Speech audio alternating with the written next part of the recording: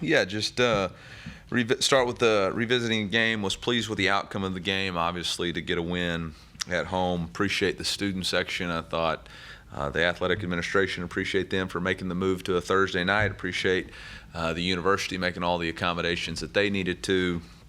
But really appreciate the students for showing up and making it a great atmosphere and a great time. And really enjoyed the win. There's a lot of room for growth after watching the film in all phases of the game, specifically on special teams and punt coverage was not nearly good enough or efficient enough. It was a tremendous effort by Bobby Lawrence from St. Joe and Joseph Charleston to get the tackle. Otherwise, it would have been a punt return for a touchdown, which can't happen. We got to clean up the distance of the punt and our punt coverage team getting out there and making sure that we're boxing the ball. Defensively, we got to eliminate explosive plays. Too many.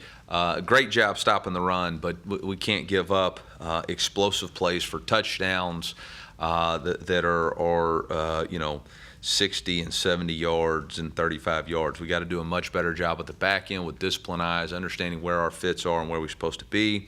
And then offensively, we must eliminate turnovers and short yardage execution. 2 red zone turnovers were big, and short yardage, we had 2 3rd and 1s and a 4th and 1 that we weren't converted. So we've got to be more physical in the trenches. We've got to have a better attitude about that, and we've got to execute in those situations. Going to be an extremely difficult test this week. Obviously playing in a very difficult environment, a place that has a reputation for being loud.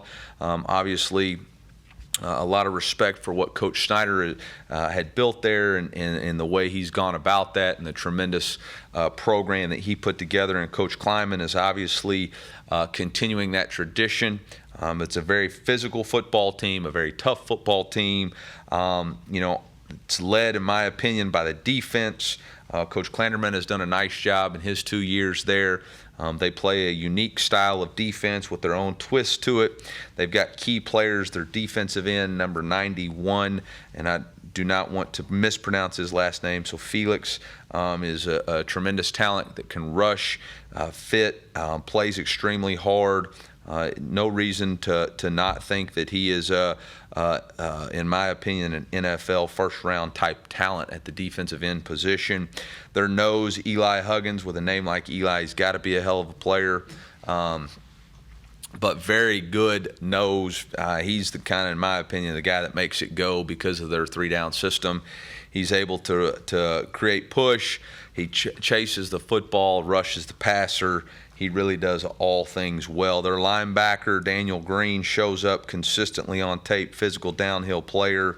And then Julius Brents, the transfer from Iowa, is a tremendous long corner that can play man-to-man skills and does a nice job in zone, which is a guy that I'm sure they're planning on taking away our weapons on the perimeter. Offensively, Colin Klein, their offensive coordinator, obviously is a name that we're all familiar with for what he did as a player, but he's just as good of a quarterback's coach and offensive coordinator. He's 2-0 from calling plays. You can tell the identity of that offense is based on what he's done in the past.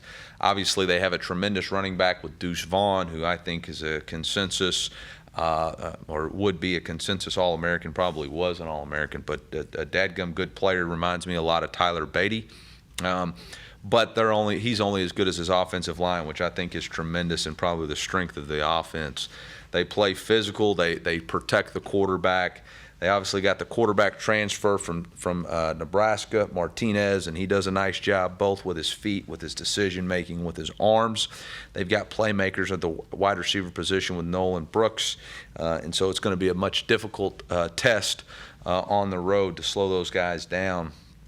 And then finally, special teams. I mean, they do an unbelievable job blocking punts, and they're solid in that phase. Had another block for a touchdown.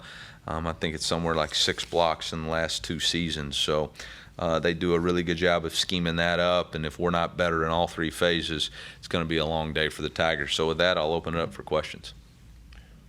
Eli, you made reference to it, but especially all the questions last year and coming into this year, how does it feel to have even though it's a week, have the #1 run defense in the country? Haven't thought about it. Haven't paid attention to it. Worried more about the explosive plays that we got to get off tape. It doesn't really affect you if you can stop the run, but you're giving up explosive plays for touchdowns. You're just trading one problem for another. So. Coach, what does Felix do well, and what do Devon Foster and Powell have to do to kind of limit his disruption? Yeah, he's got great ball get off. He's got a really good up and under move. He does a great job with his hands. If you get your weight going forward, he plays really hard. He's physical in the run game. He's able to condense gaps. So if you're working a veer block, he's going to be right off that hip. If you're trying to reach him, he's physical to cause his penetration. Those guys are going to have to play a really good game. They're going to have to trust their technique, and they're going to have to play hard for 4 quarters. Any type of play off is going to result in a big-time negative play going against him. Is he a guy looking at film that they flip around at all, or is he pretty consistently on one side? No, they do move him around, and so he'll have opportunities at both tackles. With all the different things that Luke Burden was able to do in the first game, the different ways he was utilized, what have you seen about how he processes coaching? I mean, is it innate with him, or does he kind of process things differently than other players? No, I mean, he's a good player. He studies the playbook. I think we'll find a better test this week. You know, we've been able to rep a lot of that stuff for the better part of 2 weeks, and now everything happens a lot faster, and you're going to have to flush that and say, okay, this is how we're doing this week, and so it's a whole new test and opportunity, and, you know, going on the road and playing in front of what's the capacity of the stadium? I'm sorry, Mom. And going and playing in front of 50,000 who really don't like you is going to be a whole lot of playing in front of 50,000 who do. So, you know, all that stuff's kind of out the window. And again, he's a young player. He's got a lot of talent and ability, but let's not get too far ahead of ourselves. This is going to be a big test for him and all of us this week going on the road and playing in this environment. Eli, when it comes to scheduling a Power 5 outside of the SEC, is this ideal for you? I'm not getting in trouble this year. Eli, with the amount of talent on K-State's defensive line, how do you think your O-line played this past week, and what were some of the things they did well? What were some points of improvement? I thought we played on edges and allowed too much penetration. Obviously, 2 3rd and 1s that we weren't able to get is not indicative of the style of offensive line play that we want. Irregardless of the final stats, I think all of us look at that tape and know that we can be better in the run game, making sure that we're cleaner. I thought our track of the backs and path of the backs was off on some of our run schemes. So there's a whole lot for us to clean up, and you know, we won the game. That was ultimately what was good about it. Everything else has got to get better. Is there anything you know now about the team that you didn't know going in to Thursday night? Yeah, I mean, I think there's things that I feel a lot more confident in. I think there's also things that are of concern that have to get fixed. I think the best thing that I've seen about this team is their hunger to improve and their willingness to open themselves up to critique, to ignore the noise and the pats on the back and, hey, we've arrived. We ain't done nothing, all right? We're 1-0, which is exactly what we want to do. But what happened last week, they don't carry any of those points over. They don't carry any of those stats over. They don't carry any of those turnovers over. This is a brand new week with a whole different set of challenges, with a lot of really good players in a tough environment on the road. So if we're worried about last week or patting ourselves in the back and all that bull crap, we're in for a tough day. So we got to have a mature mindset of put that away, take what you take from tape, learn, get better, and focus on this new task at hand. Coach, K-State got 4 sacks and a lot of decent pressure with that 3-3-5.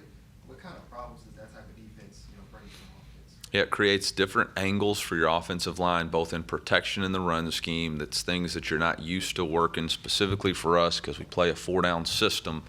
And so we haven't seen that. It's unique. With your protections, they're able to create one-on-ones, and so it kind of puts guys on islands. It lulls the quarterback to sleep because he's thinking it's zone. I should have time, and those guys create penetration. They puncture the pocket. And those guys are relentless at the defensive end position. So when Eli creates puncture at the pocket, your quarterback steps up, they fold over the top. And so it's a unique scheme, but they've done it really well. And so it's a challenge for us. With all the talk about the environment, I know you do as much as you can to prepare guys for a road game, but is it a thing where You don't necessarily know how a guy's going to react until he's out there? Again, I think there are some guys on our team that are very mature, that have handled road environments before, and I look for those guys to be leaders and bring the other guys along. But we got a lot of new guys on our team, and so this is the first time that this team has gone on the road, and so we need the older guys and our coaching staff to make sure that we're communicating the standard and upholding the standard of what we like to do on the road, how we go about our business. And we need those other guys to get on board with that, which I don't sense that's going to be an issue. But, you know, anytime you're traveling with new guys, you know, I think about the defensive side of the ball. There's a lot of new guys, new faces on that side of the ball that are traveling for the first time. You know, not so much on offense, obviously Nate and Cody, but for the most part, and Tyler, but for the most part, the offense has stayed consistent with what we've had in the past. But the defense side of the ball's got a lot of new guys that we're going to have to get accustomed to how we do it. Eli, is there a respect level for what Chris Kleiman's been able to do? Not just, I mean, everything he did at North Dakota State, but then bringing it up a level, taking on that challenge and succeeding at K-State. Yeah, I mean, I have a lot of respect for him as a football coach to replicate success from one place to another. Obviously, he took over at North Dakota State and did a tremendous job there, winning national championships, and then taking on the challenge of K-State, which is to follow a legend, is no easy task. And to continue to build that identity, I think he's done a really good job. He's recruiting at a really good level. You know, we're in battles with those guys constantly in the region. And so, yeah, I mean, I have a lot of respect for him. I have a lot of respect for Coach Klanderman, the defensive coordinator, just to see what he's been able to do since he's had his opportunity to be the defensive coordinator. Obviously, Coach Klein as the offensive coordinator, he's 2-0 and has earned his opportunity to call plays, and he does it the right way. And to see how hard they play on special teams, there would be no reason to have anything but the utmost respect for this coaching staff, and know that this is a team that's not going to beat themselves. They're going to be tough. They're going to be physical. They're going to execute. They're going to take care of the football. You're going to have to go in there and play your best version of football to have any type of chance, which is, again, why I'm so harping on what happened Thursday is not our best version of football. And if we duplicate that, we are in for a long day. Coach, K-State had 6 players selected to the Big 12 preseason conference team. Specifically on defense, they have a player at each level. So when they got multiple players, how does that kind of change up your game playing the team? Sounds like playing in the SEC. I mean, we play good players all the time in our conference and at every level. And if you don't have good players at every level in our conference, you're probably not going to be very good. So I think it's a matchup that, you know, they are good players, and that's the norm. I mean, when you played Georgia last year, I mean, how many guys they have drafted? That's the norm in this league. So they are really good players. They're all deserving of the praise. Like I said, they're defensive end. I mean, I think their other defensive end was all Big 12 freshmen, so he's a really good player. Eli Huggins at nose, the linebacker, 22 at linebacker. Obviously, I think both corners are returning starters, but I do think that Julius Brents is a really talented kid with great length and speed and cover skills. Was Nate Pete, did you limit him at all last week? I know you said going in you weren't sure, or was he pretty much able to do anything you wanted him to? He was limited based on the amount of practice that he had going into that game. Eli, with K-State being an old conference matchup, an old conference opponent, do you see any extra motivation from like the local players who maybe grew up watching this kind of game?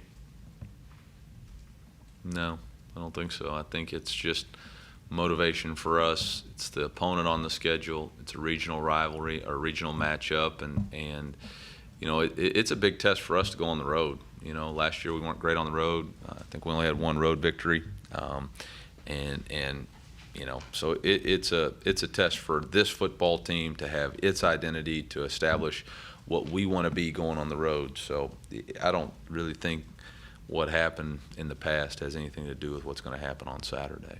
You know, what do you think you're tackling him? And I know coaches can get concerned early in the years. Yeah, I think we did a stat, and it was right at 15% or less missed tackles, which I think is really good. Anything under that is 15 is probably one of the top 10 in the country.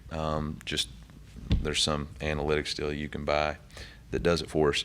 I thought we tackled well in space. There was a couple of missed tackles that led to explosive plays where we didn't track the leverage the right way or had bad eyes. But for the most part, I think about Tyron, Hopper, JC, Dalen Carnell in the open field, Martez in the open field, KAD in the open field making tackles. So that's something that we've really emphasized all fall camp. We were physical. We tackled Sunday.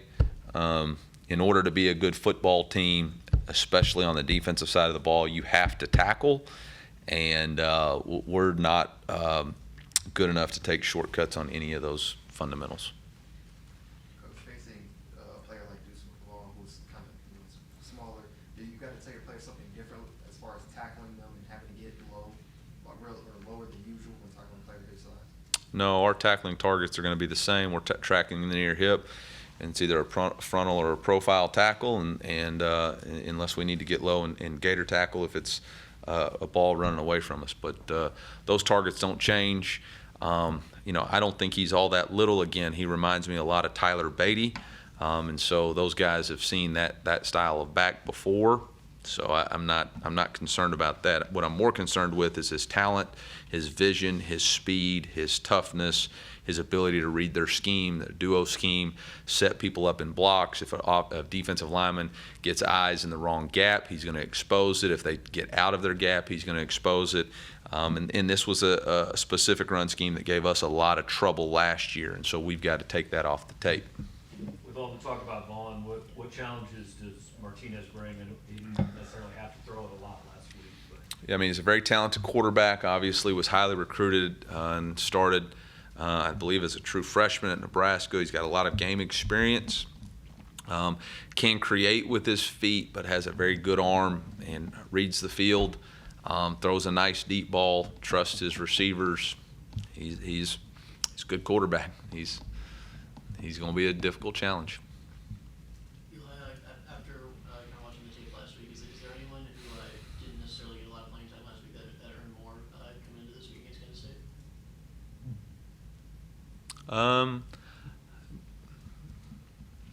No, not that I really want to discuss. I mean, the depth chart is always fluid. There's always competition, and there'll be some adjustments based off some guys that we thought had good games and maybe guys that didn't perform the way we want to. But that'll be reflective in the game on Saturday. Coach, on the topic of leaving last week, have you had any conversations with Tyler Stevens just after that fumble and obviously the expectations for him moving forward? Yeah, I mean, we had a conversation when he was coming off the field. Nobody intends to fumble. It's a part of the game that you're never going to accept. And so, he knew it. We came back to him. I think that happened in the first quarter, and either we came back to him in the third quarter or not. He had a catch and a long run after. So, mistakes are only fatal if you don't learn from them.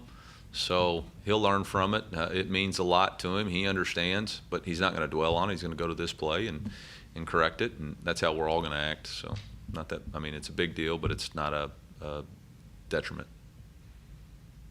I understand he might be limited on what you can say, but just any update on Chance Looper and how he's doing? Yeah, Chance is great. Out of the hospital, back at home. Hasn't been able to be back with the team yet just because he's dealing with just the uncomfortable part. Don't know how long for sure he's going to be out. It's dealing with a contact sport and dealing with this specific illness.